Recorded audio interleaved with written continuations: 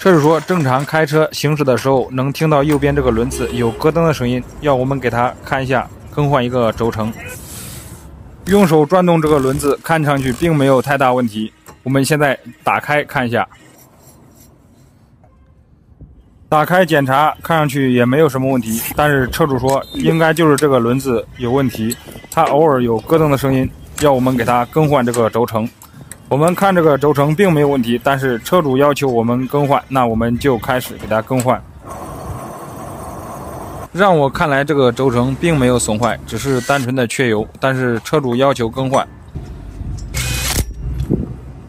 螺丝拆掉之后，我们现在用这个工具把这个刹车盘和轴承一起给它拉出来。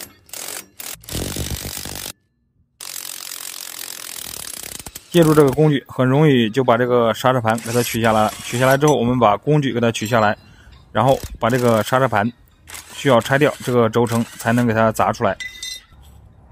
现在这个轴承我们检查了一下，也没有什么间隙，很有可能这个车子的问题不是这个轴承的问题。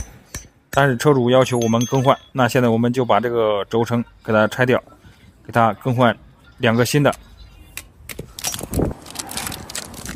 新的轴承里边到底需不需要加油？有的朋友说需要加油，有的说没有必要。有说需要加油的朋友说里边的油太少，有不需要加油的朋友们说里边的油是够用的。如果你再加油的话，会破坏这个油封上面这个密封性。到底需不需要加油？大家评论区里讨论一下这个问题。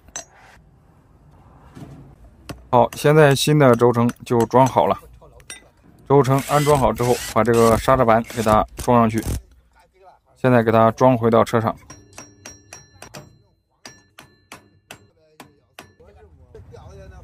好，这个刹车盘就这外边这个螺丝给它固定好之后，我们现在开始安装这个刹车油泵。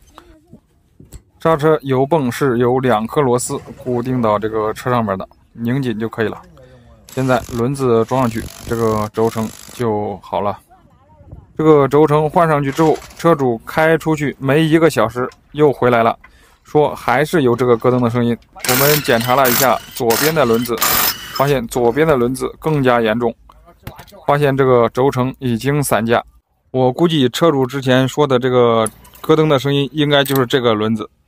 刚才换的右边的轮子应该就没什么问题。不过我们刚才更换这个右边轮子轴承的时候，这个车主也说了，确实是右边那个轮子响的。大家说到底是哪个轮子的声音？不管是左边还是右边，反正现在这个肯定需要更换了。好，现在我们把刹车盘拆掉，把这个轴承给它更换掉。这个轻轻一砸，这个轴承就烂掉了。这个轴承确实是完全废掉了。我们现在把另一边这个好的这个没有散架的轴承先给它砸出来，剩这个外圈，轴承外圈，这个有点费劲，不过还好，砸了几下就掉了。现在我们把新的轴承给它更换上去。这个新的轴承呢，我们也是给它加油，然后把这个密封圈给它安装回去。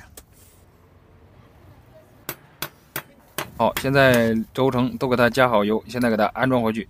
这次更换的轴承全部都给它加了黄油，看这次能不能耐用，能用多久。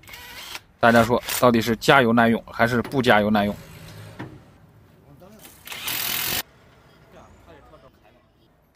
好，这个刹车盘装好之后，我们还是把这个刹车油泵2颗螺丝给它拧紧之后，现在这个轮子装上去，这个轴承就更换完成了。